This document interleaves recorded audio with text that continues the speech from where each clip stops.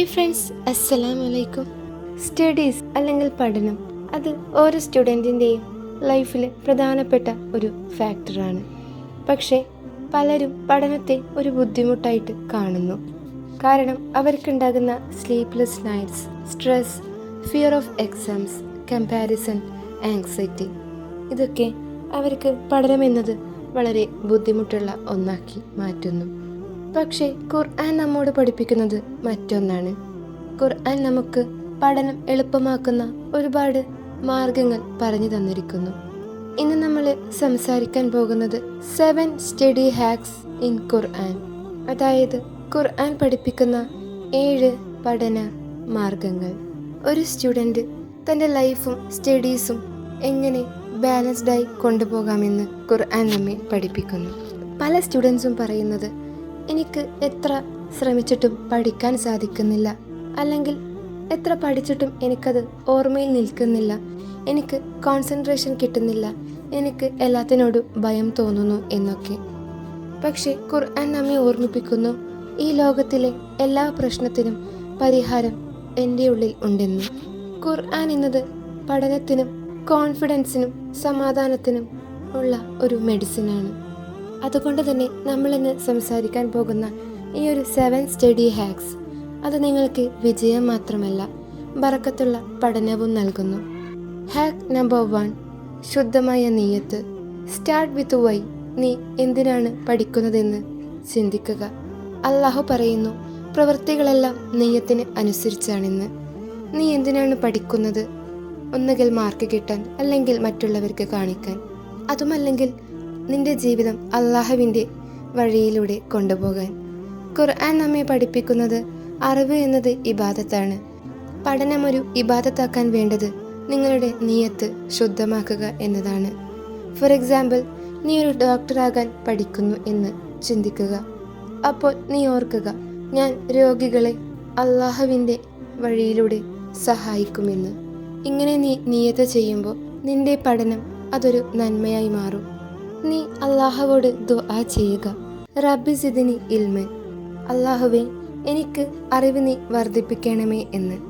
ഈ ഒരു ദുആ നിങ്ങൾ ഡെയിലി നിങ്ങളുടെ പഠനത്തിൽ പ്രാക്ടിക്കൽ ആക്കുകയാണെന്നുണ്ടെങ്കിൽ നിങ്ങളുടെ ഹൃദയം ശാന്തമാകും.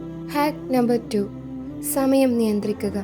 ഖുർആൻ പറയുന്നു, അള്ളാഹു തന്നെയാണ് രാത്രി വിശ്രമത്തിനും പകൽ പരിശ്രമത്തിനും അനുയോജ്യമാക്കിയത് എന്ന്.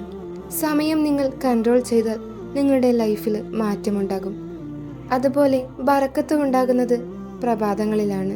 പ്രവാചകൻ നബി സല്ലല്ലാഹു അലൈഹി വസല്ലമ പറഞ്ഞിരിക്കുന്നു, എൻ്റെ ഉമ്മത്തിൻ്റെ പ്രഭാതത്തിൽ ബറക്കത്ത് വെച്ചിരിക്കുന്നു എന്ന്. അതിനാൽ നിങ്ങൾ ഫജ്റിന് ശേഷം പഠനം തുടങ്ങുക. അപ്പോൾ നിങ്ങളുടെ മനസ്സ് ശുദ്ധവും നിങ്ങളുടെ ബ്രെയിൻ ഏറ്റവും പ്രവർത്തനക്ഷമവുമാണ്. അതുകൊണ്ട് നിങ്ങൾ പ്രാക്ടീസ് ചെയ്യുക. ഫജ്ർ നമസ്കാരം കഴിഞ്ഞ് ഖുർആൻ പാരായണവും ദുആയും കഴിഞ്ഞ് നിങ്ങൾ 1 മണിക്കൂർ പഠനത്തിന് വേണ്ടി മാറ്റിവെക്കുക. അതുപോലെ നിങ്ങൾ ഫോൺ സൈലന്റ് മോഡിൽ വെക്കുക. ഓരോ മണിക്കൂറും നിങ്ങൾ ലക്ഷ്യത്തോടെ സ്റ്റാർട്ട് ചെയ്യുക. അതായത് നിങ്ങൾ ഈ ഒരു സമയത്ത് ഞാൻ ഈ ഒരു ഭാഗം കംപ്ലീറ്റ് ചെയ്യുമെന്ന് പ്ലാനിങ്ങോടെ സ്റ്റാർട്ട് ചെയ്യുക. Hack number 3, തുടർച്ചയും തവക്കലും.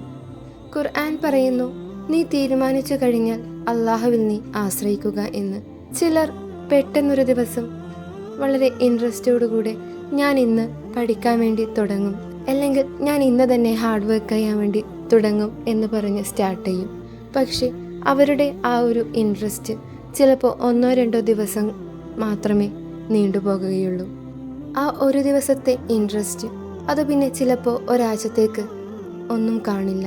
അതുകൊണ്ട് തന്നെ നിങ്ങൾ ഉദ്ദേശിക്കുന്ന ഒരു റിസൾട്ട് നിങ്ങൾക്ക് കിട്ടില്ല.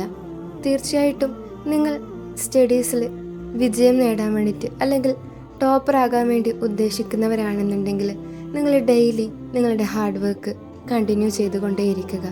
പ്രവാചകൻ നബി സല്ലല്ലാഹു അലൈഹി വസല്ലമ പറഞ്ഞു, അള്ളാഹുവിന് ഏറ്റവും പ്രിയമായ പ്രവൃത്തിയാണ് ചെറുതായാലും സ്ഥിരമായി ചെയ്യുന്നത് എന്ന്. അത് നമ്മുടെ പഠനത്തിലും ബാധകമാകുന്ന ഒരു കാര്യമാണ്. നിങ്ങൾ ഒരു ദിവസം 8 മണിക്കൂർ പഠിച്ചിട്ട് 3 ദിവസം നിങ്ങളത് കണ്ടിന്യൂ ചെയ്തില്ലെങ്കിൽ അതിലൊരു റിസൾട്ടുമില്ല. എന്നാൽ നിങ്ങൾ അതിനു പകരം 2 മണിക്കൂർ സത്യസന്ധമായി പഠിക്കുകയാണെങ്കിൽ അത് തന്നെയാണ് ബറക്കത്ത്. തവക്കൽ കൊണ്ട് അർത്ഥമാക്കുന്നത് ശ്രമിക്കുക, അതോടൊപ്പം ഫലം അള്ളാഹുവിലേക്ക് വിടുക. നീ പരീക്ഷയ്ക്കായി പരിശ്രമിക്കുക. ശേഷം റിസൾട്ട് അള്ളാഹുവിലേക്കായിട്ട് തവക്കൽ ചെയ്യുക.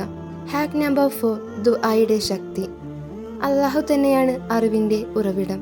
ഖുർആൻ പറയുന്നു, നിന്റെ റബ്ബിനോട് നീ ദുആ ചെയ്യുക, അവൻ മറുപടി നൽകുമെന്ന്.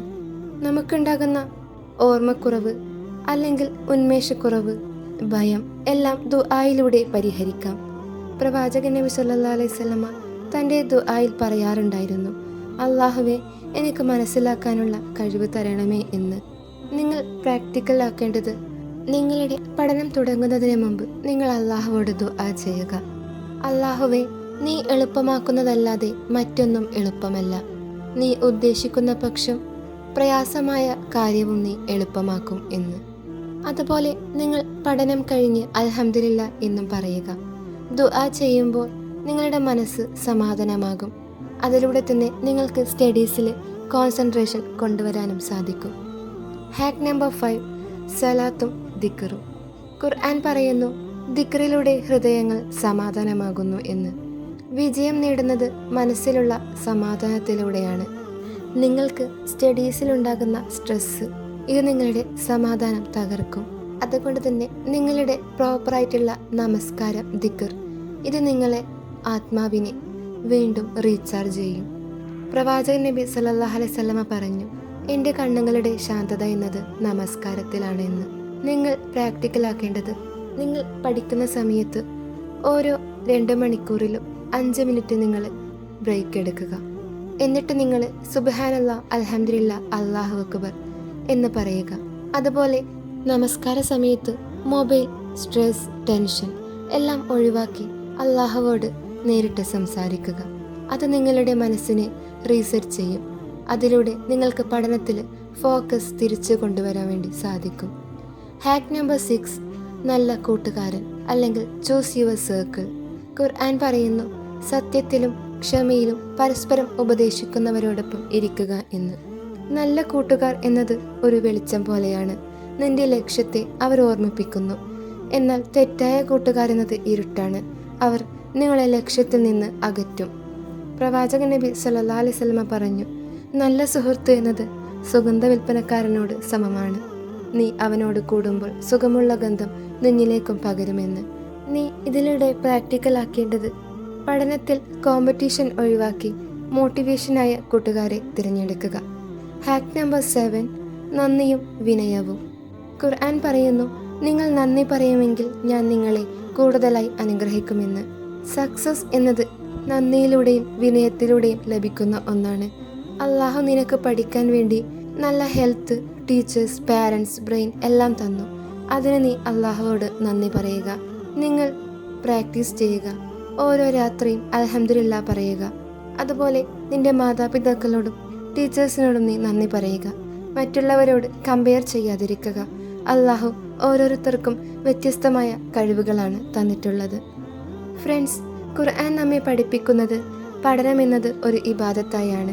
നീ അതിനെ ആത്മീയമായി കാണുമ്പോൾ അള്ളാഹു നിനക്ക് വിജയവും അനുഗ്രഹവും നൽകുന്നു.